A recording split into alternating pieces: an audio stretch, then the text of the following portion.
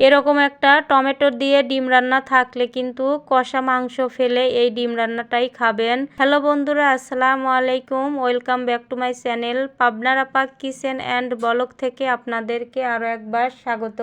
আমি এখন আপনাদের মাঝে শেয়ার করব পাকা টমেটো দিয়ে ডিম রান্নার রেসিপি। আশা করি ডিম রান্নার রেসিপিটি আপনাদের কাছে ভালো লাগবে। ভালো লাগলে ছোট্ট একটা লাইক দিয়ে শেষ পর্যন্ত দেখার জন্য অনুরোধ রইল। তবে চলুন দেরি না করে মূল রেসিপিটি শুরু করা যাক। এখানে আমি সব কিছু রেডি করে নিয়েছি, যা যা দরকার অফ ক্যামেরায় এগুলো আমি রেডি করে নিলাম। এখানে দেখতে পাচ্ছেন 6টা ডিম সেদ্ধ করে নিয়েছি, পেঁয়াজ কুচি করে নিয়েছি, অনেকগুলা টমেটো কেটে নিয়েছি, আদা রসুন বেটে নিয়েছি, জিরা গরম মশলা আর কিছু কাঁচামরিচ বেটে নিয়েছি, আলু কেটে নিয়েছি অনেকগুলা। এই যে এখন আমি ডিম 6টা মেখে রেখে দেব। এখানে আমি পরিমাণ মতো লবণ দিয়ে দিলাম হলুদের গুঁড়া আর দিয়ে দিলাম সামান্য একটু মরিচের গুঁড়া। এখন হাত দিয়ে সুন্দর করে মেখে রেখে দেব 5 মিনিটের মতো, তাহলে ডিমের কালারটাও সুন্দর হবে আর ডিমের ভিতর মশলাটাও ভালো মতো ঢুকবে। এখন আমি চুলার উপর চলে এসেছি, কড়াই বসিয়ে দিয়েছি, পরিমাণ মতো দিয়ে দিলাম তেল, কড়াইটা গরম হয়ে এসেছে। এখন আমি দিয়ে দিলাম সামান্য একটু লবণ, ডিমগুলো ভাজবো। আর এভাবে করে রান্নার কড়াইয়ে ডিম ভাজলে কিন্তু লবণ দিলে ডিমটা ভাঙবে না বা লেগে যাবে না।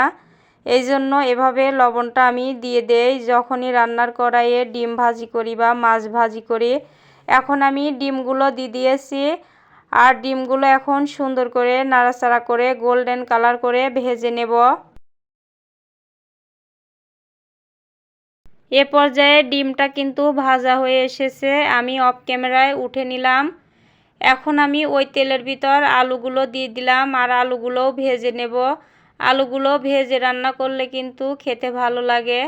এখানে আমি পরিমাণ মতো লবণ দিয়ে দিলাম সামান্য মরিচের গুঁড়া আর দিয়ে দিলাম পরিমাণ মতো হলুদের গুঁড়া। এখন সুন্দর করে নাড়াচাড়া করে আলুটা ভেজে নেব।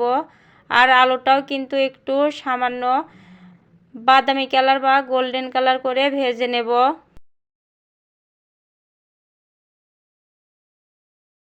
এ পর্যায়ে আলুটাও ভাজা হয়ে গেছে, আলুটাও আমি অফ ক্যামেরায় উঠে নিয়েছি। এখন আমি ওই তেলের ভিতর পরিমাণ মতো পেঁয়াজ কুচি দিয়ে দিলাম আর এই পেঁয়াজটা কিন্তু আমি বেটে দিলাম না, কুচি করেই দিয়ে দিলাম আর সামান্য একটু তেলও দিয়ে দিয়েছি।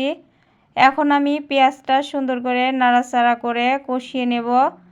আর এ পর্যায়ে পেঁয়াজটা কিছুক্ষণ আমি কষিয়ে নিয়েছি, দিয়ে দিলাম কাঁচামরিচ বাটা, রসুন বাটা, আদা বাটা আর গরম মশলা আর জিরা বাটা সেটা দিয়ে দিলাম।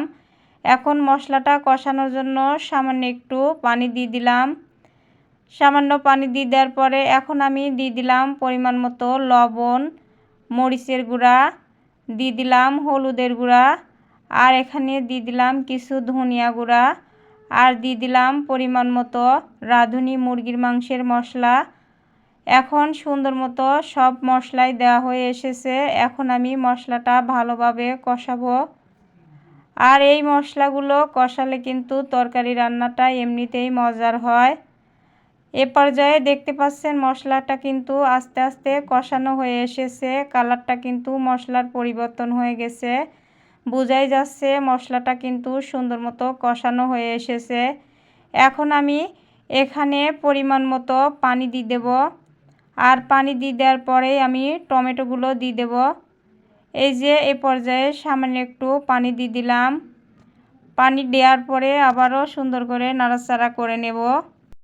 তবে টমেটোটা দেওয়ার আগে আমি আলুটাই দিয়ে দিলাম, কারণ আলুটা যেহেতু শক্ত এই জন্য আলুটা একটু আগেই দিলাম। আলুটা দেওয়ার পরে আবারও সুন্দর করে নাড়াচাড়া করে 5 মিনিটের মতো কষিয়ে নেব। তারপর এখানে টমেটোটা দিয়ে দেব। আলুটা দিয়ে কষানো হয়ে গেছে, এখন আমি টমেটোগুলো দিয়ে দিলাম।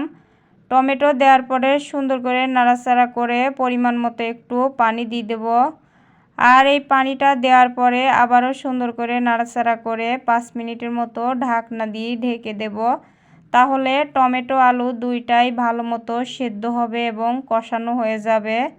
এই যে পরিমাণ মতো একটু আমি পানি দিয়ে দিলাম।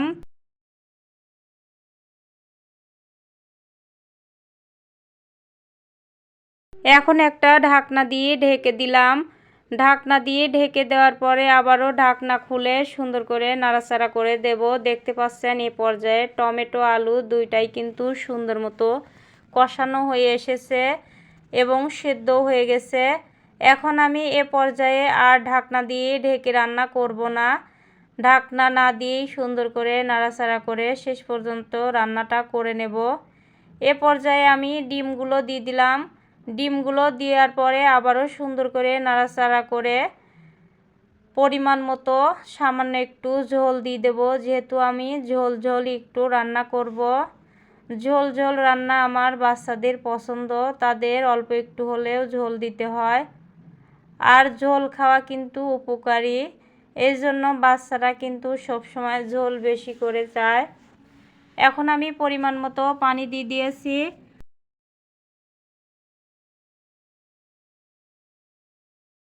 এখন সুন্দর করে একটা বলক উঠে নেব।